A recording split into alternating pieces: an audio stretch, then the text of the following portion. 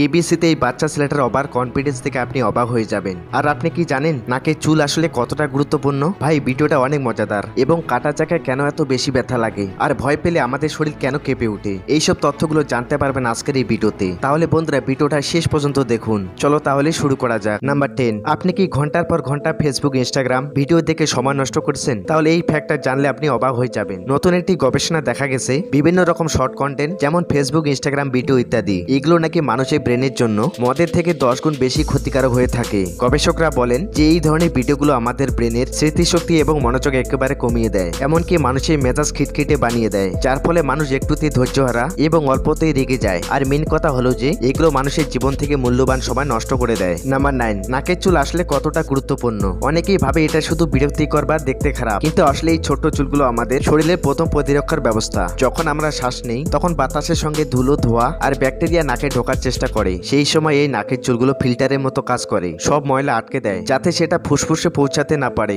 এছাড়া নাকের চুল বাতাসকে গরম করে দেয় যাতে ঠান্ডা বাতাস সরাসরি শরীরের ক্ষতি না করে। তাই নাকের চুল কেটে ফেলে দেওয়া ঠিক না, কারণ এগুলো শুধু চুল নয়, আপনার শরীরে এক গোপন বডিগার্ড। নাম্বার 8, আপনি কি কখনো ভেবে দেখেছেন কিবোর্ডের অক্ষরগুলো উলটপালট থাকে কেন? আসলে এর পিছনে আছে একটা ঐতিহাসিক কারণ। 19 শতকে যখন টাইপরাইটার তৈরি হয় তখন অক্ষরগুলো ABC ক্রমে ছিল, কিন্তু মানুষ যখন দ্রুত টাইপিং করত তখন মেশিনের লোহার হাতাগুলো একে অপরের সাথে আটকে যেত, ফলে টাইপরাইটার তখন বন্ধ হয়ে যায়। এই সমস্যার সমাধান করতে তখন অক্ষরগুলোকে ইচ্ছে করে এলোমেলো ভাবে সাজানো হয় যাতে একই হাত বা কাছাকাছি অক্ষর একসাথে চাপা না পড়ে। এই ডিজাইনটা পরবর্তীতে হয়ে যায় কোয়ার্টি কিবোর্ড, যা আজও আমরা ব্যবহার করছি। তাই কিবোর্ডের বাটনগুলো এলোমেলো নয়, বরং এটা বানানো হয়েছিল টাইপিং আরো সহজ করার জন্য। নাম্বার 7, টিচার কেন সবসময় লাল কলম দিয়ে পরীক্ষার খাতা চেক করেন? আসলে এর পেছনে আছে একটা কারণ। লাল রং এমন একটি রং যা সহজেই চোখে পড়ে এবং অন্য রঙের উপর স্পষ্টভাবে দেখা যায়। যখন শিক্ষক লাল কালি ভুল বা মন্তব্য করেন সেটা ছাত্রদের সঙ্গে সঙ্গে চোখে পড়ে। এছাড়া লাল রঙকে সতর্কতা ও সংশোধনের প্রতীক ধরা হয়। যেমন ভাবে সিগন্যালের লাল রং মানে থামো, তেমনি খাতায় লাল দাগ মানে ভুলটা ঠিক করো। আর একটা মজার ব্যাপার হলো অফিস বা স্কুলে কালো নীল কলম সাধারণ লেখার জন্য ব্যবহার করা হয়, তাই শিক্ষকরা আলাদা করে চোখে পড়ার জন্য বেছে নেয় লাল কলম।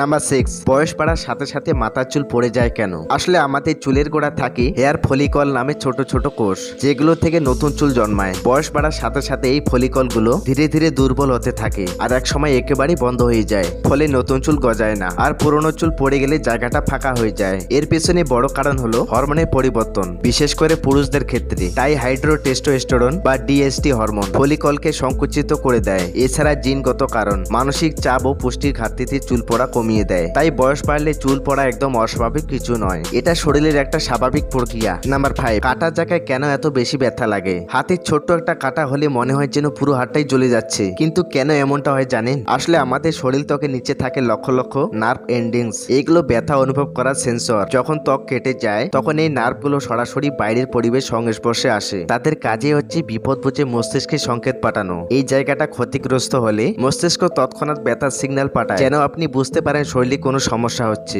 এছাড়া কাটা জায়গায় ইনফ্লেকশন তৈরি হয় যা ওই জায়গাকে আরো বেশি সংবেদনশীল তৈরি করে, কারণ বাতাস, জল এমনকি হালকা ছোড়াতেও বেশি ব্যথা লাগে। সুতরাং কাটা জায়গায় বেশি ব্যথা লাগা একদম স্বাভাবিক। এটা আপনার শরীরের প্রাকৃতিক সতর্কবার্তা ব্যবস্থা যা আপনাকে বলে দেয় কোথায় যত্ন নিতে হবে। নাম্বার 4, বিমানে টয়লেটের পায়খানা আসলে কোথায় যায়? অনেকেই ভাবে এগুলো নাকি আকাশেই ফেলে দেওয়া হয়, কিন্তু আসল ব্যাপারটা একদমই তা নয়। বিমানের টয়লেটে এমন একটা ভ্যাকুয়াম সিস্টেম থাকে যা টয়লেট ফ্লাশ করার সাথে সাথে সব ময়লা টেনে নেয় আর সেটাকে জমা রাখে এক বিশেষ সিল করা ট্যাঙ্কে। এই ট্যাঙ্ক পুরো ফ্লাইট জুড়ে বন্ধ থাকে আর যখন বিমান অবতরণ করে তখন স্টাফরা সেটা খুলে নিরাপদভাবে সরিয়ে ফেলে, তাই আকাশ থেকে কিছুই পড়ে না। বিমানের টয়লেট সিস্টেম এতটাই আধুনিক যে এটা উচ্চতায় 30,000 ফুটেও পুরোপুরি নিরাপদভাবে কাজ করে। তাই পরের বার বিমানে উঠলে মনে রাখবেন ফ্লাশ দিলে কিছুই উড়ে যায় না, সব যায় নিরাপদ ট্যাঙ্কে। নাম্বার 3, ভয় পেলে কেন আমাদের শরীর কেঁপে ওঠে? আসলে ভয় পাওয়া মানে শরীরে এক ধরনের অ্যালার্ম সিস্টেম চালু হয়ে যাওয়া। এই সময় শরীর ফাইট অর ফ্লাইট মোডে চলে যায়, অর্থাৎ আপনি যখন লড়বে না পালাবে সেটা ঠিক করতে শরীর প্রস্তুতি নিতে থাকে।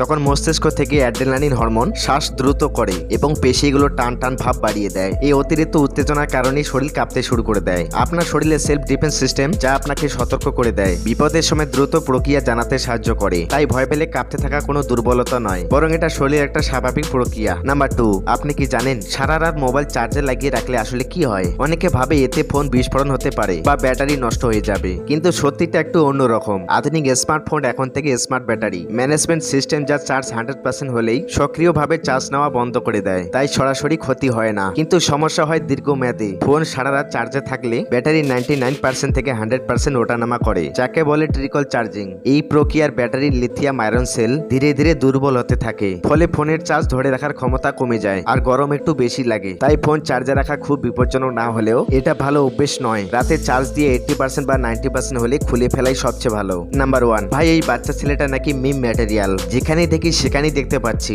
আসলে এই বাচ্চা ছেলেটির নাম হলো ঈশিত ভাট। সে কেবিসি শোতে অমিতাভ বচ্চনকে অ্যাটিটিউড দেখাচ্ছিল। मेरे को रूल्स पता है, इसीलिए आप अभी मेरे को रूल समझाने मत बैठना। আর যখন তাকে কোশ্চেন করা হলো, সে এমন ভাবে উত্তর দেয় মনে হয় সে সবকিছুই জানে। सर एक क्या उसमें 4 लॉक लगा दो, लेकिन लॉक करो। बहुत जोर से बोल रहे हैं आप, चल अरे लगा लॉक करो। भाई साहब ये रास्ता जो है आपका गलत हो गया।